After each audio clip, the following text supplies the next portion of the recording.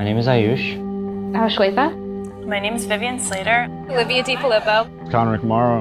I'm Anika Bassiolu.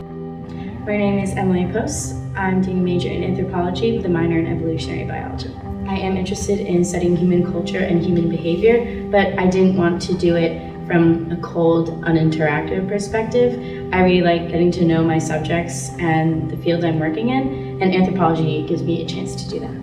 And that applies to medicine because you have to be very tolerant of other people and understand like everyone, and it's very applicable to me, and I found that cool. Because it's not mathematical, it's open to interpretation, so it's not like completely rigid, and that's why it's different. My freshman and sophomore year of college, I was a biological sciences major on the pre-med path, and I started taking anthropology courses and just realized that I liked the curriculum I was learning in those classes a lot more than the science classes I was taking. I chose to study anthropology because I've always been very interested in different cultures. Both of my parents are from two different cultures. My mom's from Trinidad and my dad's from Nigeria. And I'm from America, obviously, and I've grown up here my entire life. So I've been able to experience those three very different cultures. I also had the privilege of traveling to Spain over the summer, so being able to be immersed in that culture was amazing. I also got the opportunity to go to Amsterdam for a weekend, so briefly seeing the Dutch culture, all of that has really shaped my love of experiencing different cultures, and just find it all very interesting. Interested in social sciences and especially where humans came from, and I thought that maybe I could get a better grasp on that by taking some of these classes. I wanted to see what made people unique. I've always been interested in that and how different people's customs come together to form how they act in society and as a culture. And it's not necessarily why they do the things they do, but how they do them and to what means that's really interesting.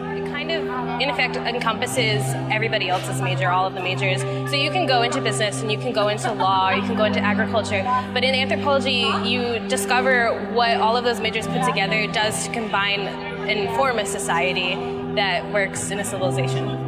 It's just so distinct and so holistic.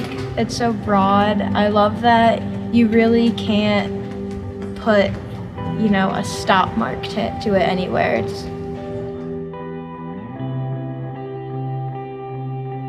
I've learned this concept called the naturalistic fallacy, which says if something occurs in nature, there's this sort of implication that it's either good or bad. But I've learned that that's not necessarily true. Just because something happens and you see it occurring does not mean you should form some sort of negative or positive opinion about it.